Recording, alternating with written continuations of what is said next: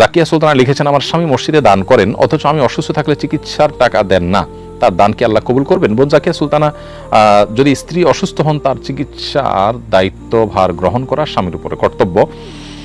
তিনি সেই কর্তব্য পালন না করে মসজিদে নফল দান করলে অবশ্যই সেটা প্রশংসনীয় হবে না।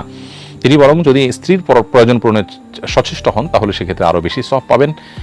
এই ধারণাটা তার কাছে থাকা দরকার এবং হাদিস এ ব্যাপারে আমাদেরকে উদ্বুদ্ধ করেছে।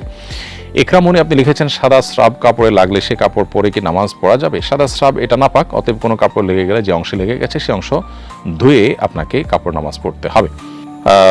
কোনো সভা বা কনফারেন্স চলার সময় নামাজের সময় হলে কি মসজিদে জামাতে নামাজ পড়ার জন্য সেই সভা কনফারেন্স থেকে বের হয়ে যেতে হবে?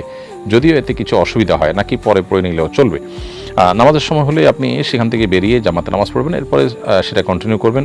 সামান্য একটু ক্ষতি হলেও আপনি আপনার আখিরাতের কল্যাণে, আপনি আল্লাহ সন্তুষ্টি লাভের আশায় এবং সওয়াবের লাভের প্রয়োজনে আপনি অবশ্যই এতটুকু স্যাক্রিফাইস করার মানসিকতা থাকতে হবে। নামাজের চাইতে গুরুত্বপূর্ণ কোনো বিষয় ইমানদারের কাছে থাকতে পারে না। একান্ত নিরুপায় হলে, বড় ধরনের ক্ষতির সম্মুখীন হলে তখন আপনি পরে বা আগে নিজেরা যারা আছেন তাদের নিয়ে জামাত করে নিতে পারেন। তিনি লিখেছেন, আমার গার্মেন্টস ট্রেডে জব করতে গিয়ে ছবিযুক্ত জামা বানাই এবং এক্সপার্ট করে থাকি। ইসলামিক দৃষ্টিকোণ থেকে আমার এই জব করাটা কি বৈধ? জামা বানানো মৌলিকভাবে জায়েজ, কিন্তু জামার মধ্যে যে সমস্ত ছবি যুক্ত করতে হয় সেখানে যদি কোনো প্রাণীর ছবি, স্পষ্ট ছবি থাকে, সেটা বানানো এটা নাজায়েজ কাজ, এটা জায়েজ নয়।